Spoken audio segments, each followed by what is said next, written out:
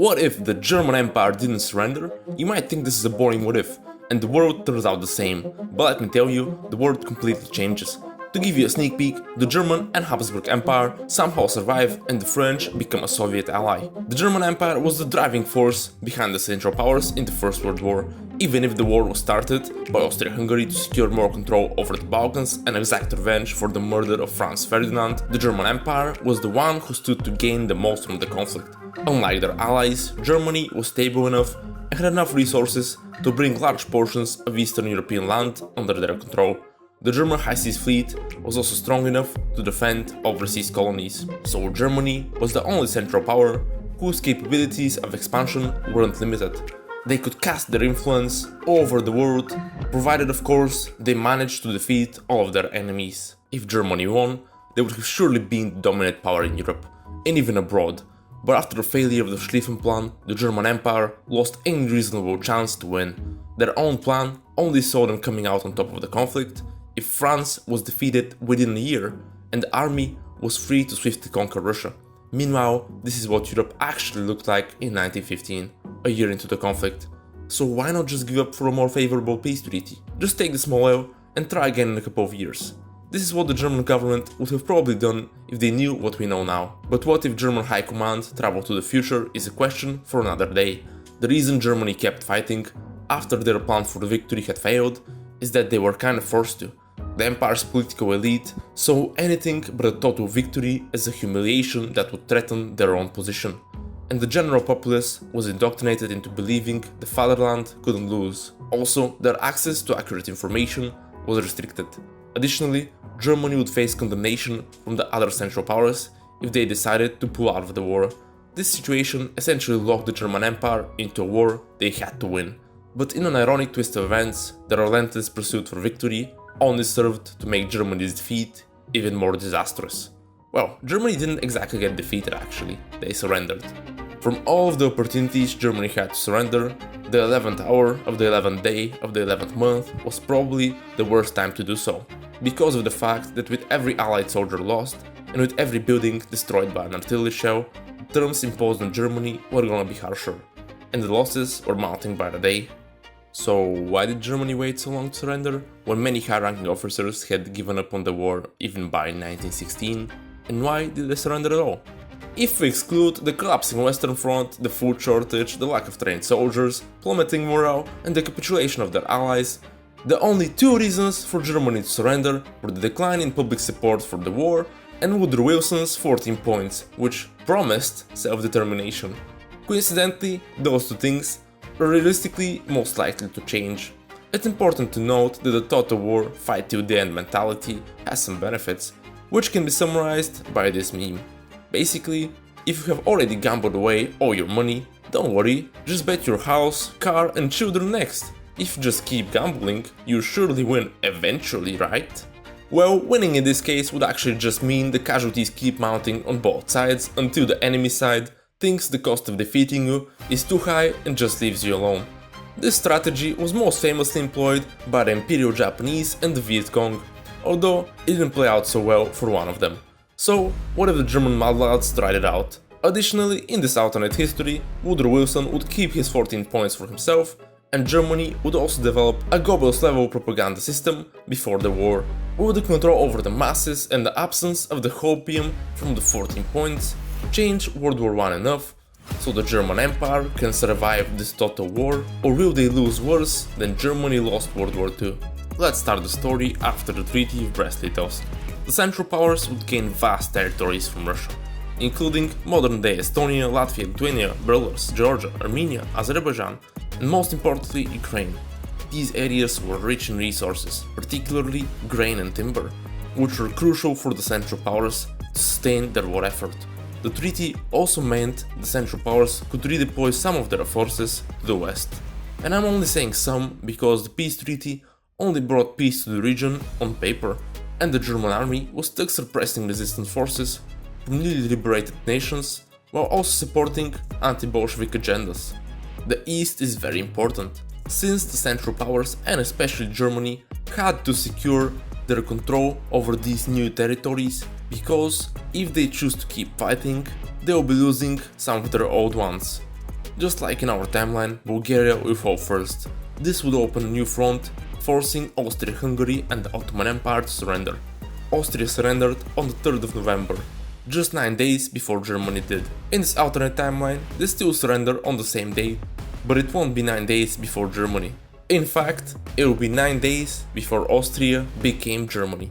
If we give Germany the benefit of the doubt and say they secure control over the east and fix their food crisis, they could reasonably annex Austrian parts of the empire.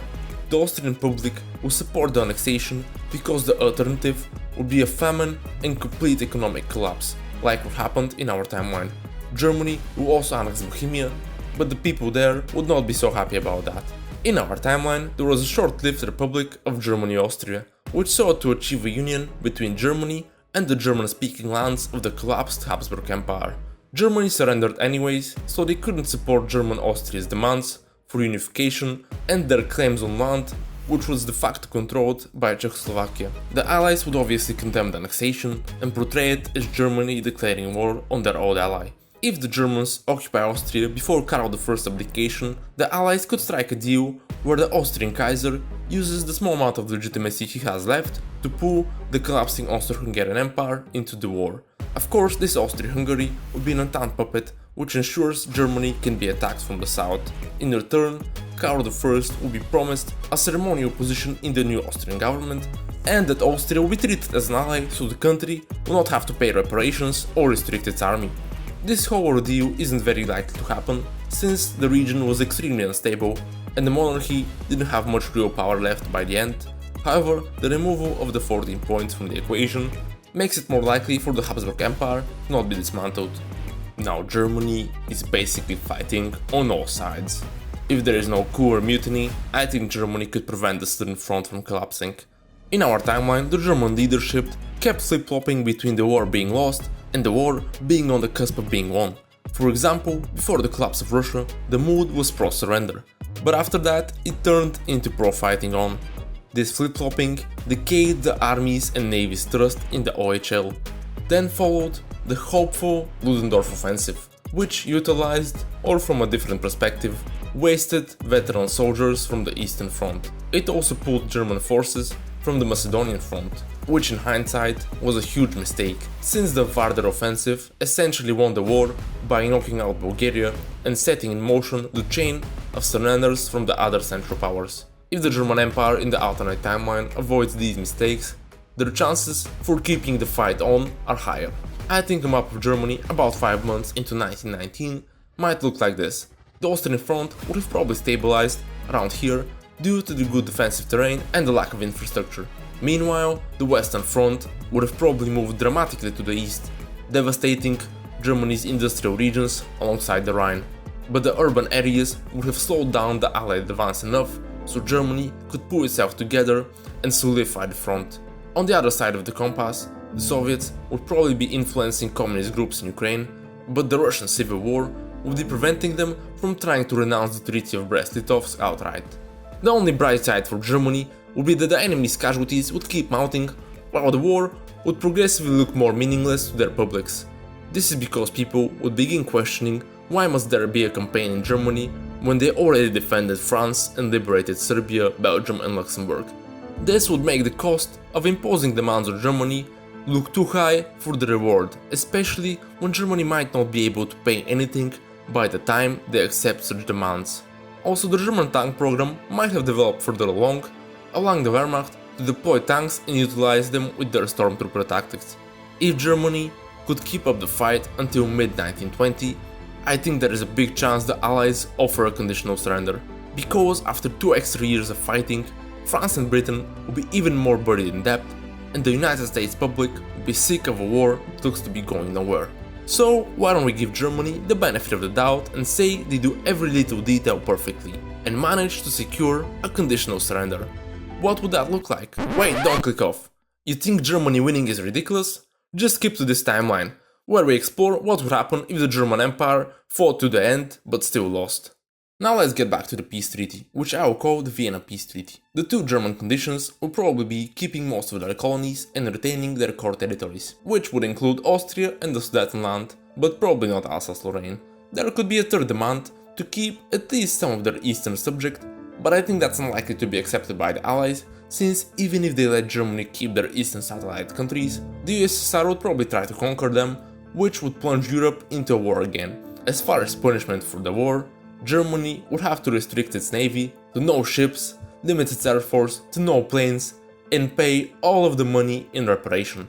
In addition, there might be a demand for Germany to join some sort of trade union with Britain and France. The hope behind this economic initiative would be that Britain and France would gain greater control over Germany's economy, which would make them stronger and simultaneously put Germany in a disadvantageous position if they choose to declare war on them again. So, kind of like the EU. And if you're worried about the Kaiser being deposed, don't worry, he still has the propaganda industry from the start of the video. The German satellite states would be liberated and put in the Allied sphere of influence, and since access to those countries had to come from the Baltic or Black Sea, the Turks would be forced to lessen their control over the straits, and if the Turks refuse, I can see the Allies invading them and trying to partition Turkey like they wanted to in our timeline. The Eastern Slavic countries would be important to the Allies because they would be the key for fixing their economy and keeping the communists weak. The Soviet Union would not be happy at all with the current predicament. They would want to move the border west to secure Moscow and the Russian heartland. A war between the Soviets and the Allies might be likely to occur in the near future, if the Allies don't back down. There also is likely to be a policy of appeasement to the Soviet Union, like there was for Germany in our timeline. The near future could see large swaths of Eastern European land being traded away for time. This would roughly be a map after negotiations conclude. There is a lot of small changes, but some things to note is that Poland would unite with Lithuania, so they have access to international trade, Crimea, Donbass and Luhansk would be given to the Soviets to appease them, and most importantly of all, the Habsburg Empire would still exist in these lands. If you remember, Karol was promised Austria, but since Austria is not a thing anymore, he had to settle for the next best thing, which is Hungary. Now let's go over the major players. France would probably erupt into civil war around the mid-1920s, or maybe a radical government just gets elected, like in Germany after World War I in our timeline. Let's say the radical government would be communist, since it was more popular in France at that time. But it's possible France become fascist or nationalist too. The change in the French government would weaken the Allied position in the East. If France is communist, they might ally with the Soviet Union and help them reclaim the lands lost from the Brest-Litovsk Treaty. The French would probably release their colonies in the near future if they don't rebel by themselves. Needless to say, Britain and France's colonial population would be even more disgruntled than it was in our timeline, because after all, the war lasted 2 more years. I think Britain would fare better in keeping their colonial empire, but they would lose India, and Canada, Australia and New Zealand would drift closer to the US. There is a possibility Britain has a radicalist coup and a civil war, but that's less likely since America would help Britain stabilize. American intervention would probably not last long, however, and they would become more isolationist. The way the First World War was resolved without a clear winner would convince the American public that intervention in future European conflicts is useless. America would still have the Great Depression in the future, but that would affect less of the world because the USA is more isolated and more of the world is isolated themselves. The newly born Soviet Union would try its best to push west. They probably managed to reconquer most of their lost lands with French political support in exchange for economic aid. Ukraine would probably retain its freedom for now because major powers would have economic interests in them. It can be said that the interwar period in this world would be even more interesting than in ours. If you want to see how the story develops and if there is going to be a Second World War, click here for part 2. I promise you, things continue to get crazier. Now, that's all well and good, but what if the German Empire didn't win at the end? Going back to where Germany had kept up the fight and annexed Austria and Bohemia after the Austro-Hungarian surrender. In this situation, Germany didn't have many advantages. Their industry would soon be destroyed, the food shortage would be tenuous at best, manpower would be running low, and even with the propaganda industry, morale would be on the decline. By the late stages of World War I, the officers had got trench warfare figured out, and the disproportional defensive advantage was largely mitigated. Some could even argue that by the end of the war, the attacker had the advantage. In short, the Allied late trench warfare tactics were to barrage an enemy trench while the infantry forces advanced shortly behind the barrage. If executed precisely, the defensive forces have basically no time to recover and defend the trench. The Allies will continue to push the Germans back. The assault would be stalled when the front lines reached the Ruhr region, this stage of the war would see brutal urban warfare in which massive casualties would mount on both sides, with Germany suffering many civilian casualties as well. The Entente's overwhelming firepower would devastate some of the largest German metropolitan areas and push the Wehrmacht to less defensible terrain. There would also be another short pause in the winter of 1919 into 1920, after which a massive Allied offensive, possibly combined with insurgencies and Soviet pressure, would completely breach the Western Front and begin a rapid advance towards Berlin. The German army would begin disintegrating and there would be mutinies and rebellions in some parts of Germany. If the communist insurgencies are not quelled, it is possible that Germany could find itself in a civil war after the peace treaty is enforced. A couple of months after the collapse of the Western Front, the Allies would be in Berlin, and in the last 3 months of Germany's existence, the treaty to end said existence would be formulated. Let us call it the Treaty of Frankfurt. In fact, it would be the second Treaty of Frankfurt after the peace treaty signed in Frankfurt on the 10th of May 1871, the day Germany was unified under the Prussian royal dynasty. I would like to imagine that in a twisted sense of irony, in this world the treaty would be known as the Treaty of German Ununification. Germany might be split up like this. Poland would gain a lot more land and unite with East Prussia. It would be known as the Kingdom of Poland-Prussia. Czechoslovakia would be established as a tricultural country, with it gaining more German territories. In addition, the country would probably not be called Czechoslovakia, maybe they call it something like Central European Republic. By that time, most of the new East European countries might have been gobbled up by the Soviet Union, but otherwise their story would be similar to what happened in the last timeline. The Allies would be more stable, and any radical insurgencies would probably be quelled. They would largely turn out like they did in our timeline, except a little stronger since they have some German satellite states. However, I doubt that would change much about the colonization and the new global order. It is not clear if the Soviet Union would rise to be a superpower like they did in our timeline, so a Cold War might be avoided depending on how the 1940s play out. Furthermore, the small German states might be reincorporated by a communist pan-German movement, sponsored by the Soviet Union. It is not clear if the Allies would stop such a thing, but drawing from the reluctance to engage in further conflict after World War I in our timeline, it is possible that the People's Republic of Germany is allowed to form. In that case, it is almost certain that there would be a Second World War. The rough factions would probably look like this, if we assume Italy undergoes a political shift similar to the one in our timeline. Benito Mussolini might become the leader of the country. Even if he still develops the fascism ideology, he will lean towards the communist faction, as authoritarian dictatorships are more pragmatic in nature and use ideology as a front for their desire to acquire more power. I don't really want to go into detail on how World War II might start and what exactly would happen, but in the current state of the world, communism is looking to be the dominant force in this alternate future of Europe.